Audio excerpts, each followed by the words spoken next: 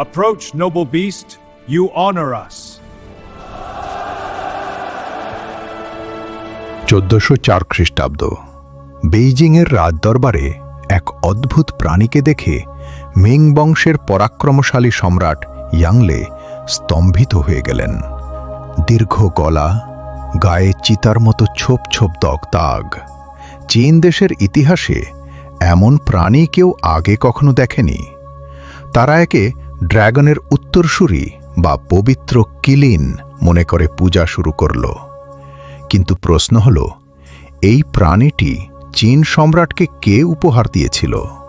সুদূর বঙ্গোপসাগর পাড়ি দিয়ে আসা এক সুলতান গিয়াস উদ্দিন আজম শাহ। ইউরোপ তখন রেনেসাঁসের অপেক্ষায় প্রহর গুনছে, আর ঠিক সেই সময় বাংলার এক টুকরো মসলিন রোমান রাজকুমারীদের কাছে ছিল হীরা জহরতকেও হার মানানো এক চরম বিলাসিতা। কিন্তু বাংলার এই অপরিসীম ঐশ্বর্যের আড়ালে কি লুকিয়েছিল? প্রাসাদ ষড়যন্ত্র, পিতৃহত্যা, নাকি এক ন্যায়নিষ্ঠ সুলতানের অদম্য জেদ? আজ স্টোরি অব সিভিলাইজেশনের এই পর্বে আমরা ছিঁড়ে ফেলব ইতিহাসের সেই ধোঁয়াশা।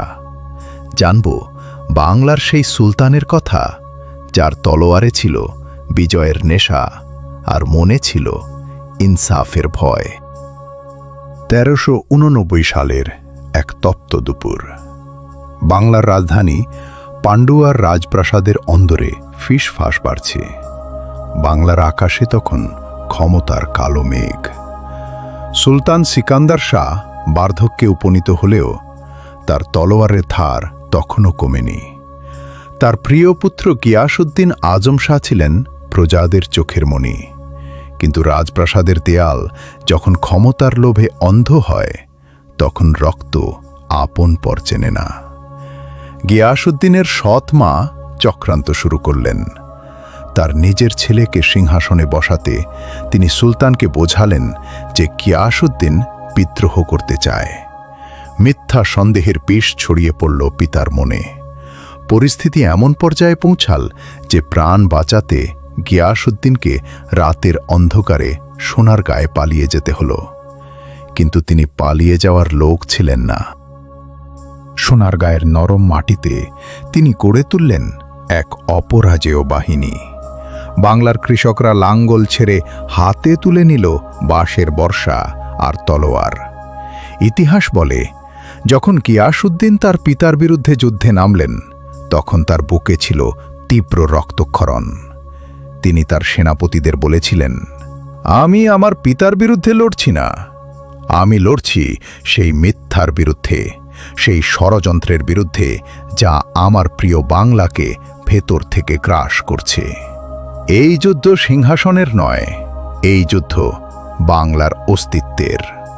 1390 সাল গোয়ালপাড়ার প্রান্তরে পিতাতা ও পুত্রের মধ্যে এক মর্মান্তিক যুদ্ধ সংঘটিত হল। গিয়াস উদ্দিন কড়া নির্দেশ দিয়েছিলেন তার পিতার গায়ে যেন আঁচড় না লাগে।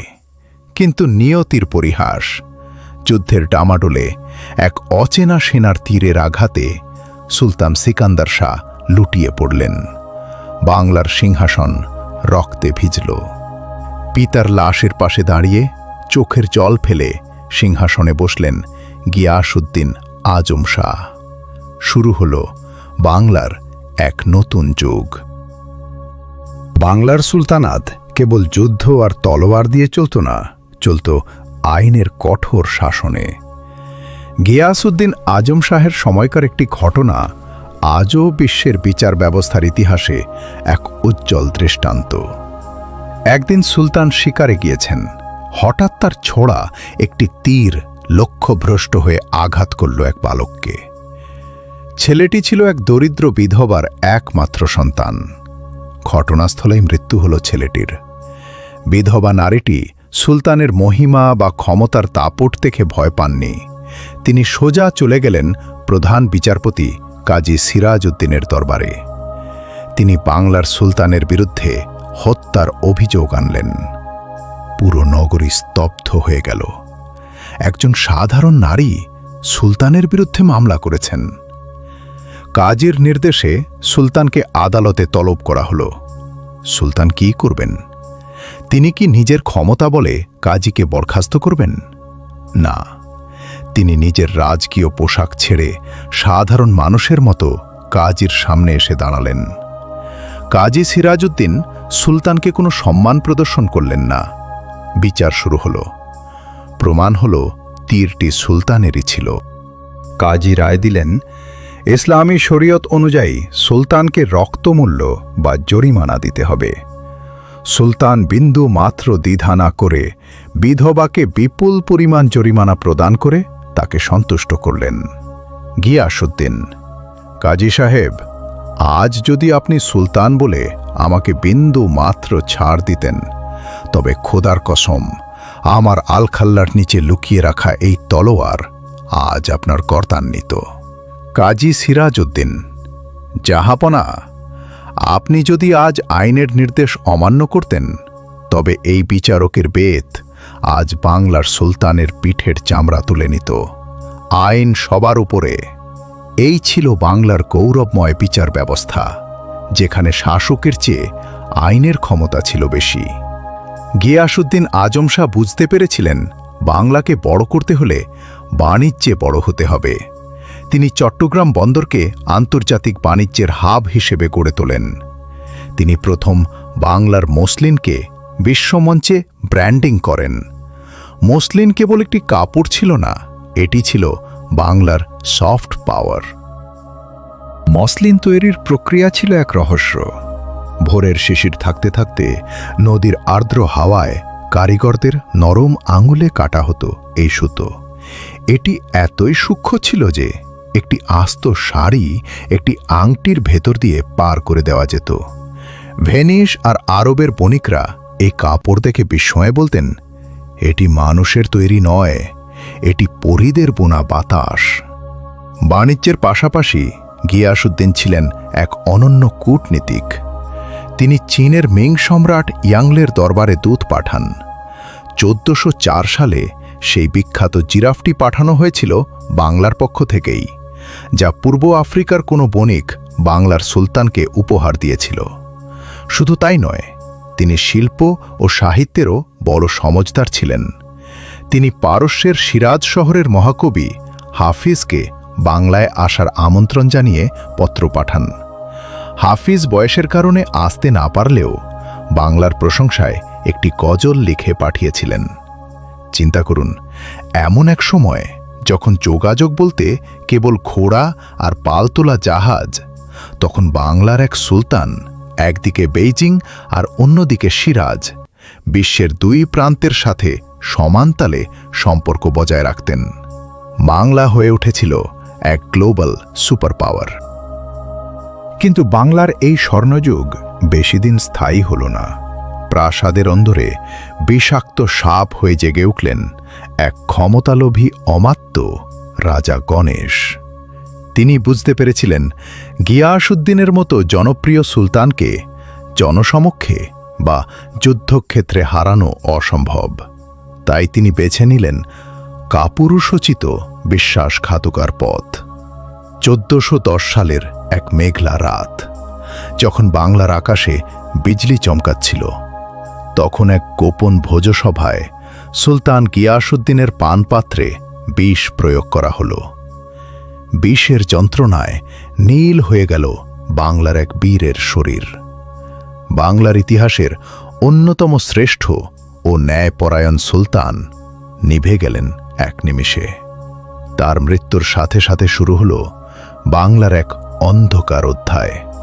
রাজা গণেশ ক্ষমতা দখল করলেন, রক্তে লাল হয়ে উঠল পান্ডুয়ার রাস্তা। কিন্তু সুলতানের রোপণ করা ন্যায়ের বীজ বাংলার মানুষের মন থেকে মুছে যায়নি। এই অন্যায়ের বিরুদ্ধে গর্জে উঠেছিল সাধারণ মানুষ, যার ফলে শুরু হয়েছিল এক দীর্ঘকালীন সংঘাত। গিয়াসউদ্দিন আজম শাহের সেই সোনালী বাংলা আজ হয়তো মাটির নিচে চাপা পড়া এক ধ্বংসস্তূপ। পান্ডুয়ার আদিনা মসজিদ বা সোনারগাঁয়ে তার অযত্নে পড়ে থাকা কবর আজ কেবল ইট পাথরের স্থাপত্য নয়, এগুলো নিঃশব্দে সাক্ষ্য দিচ্ছে এক সমৃদ্ধশালী সভ্যতার, যে সভ্যতা একসময় জিরাফ উপহার দিয়ে চীনের সম্রাটকে অবাক করত, যার মসলিনের সুতো রোমের রাজপ্রাসাদ কাঁপাত।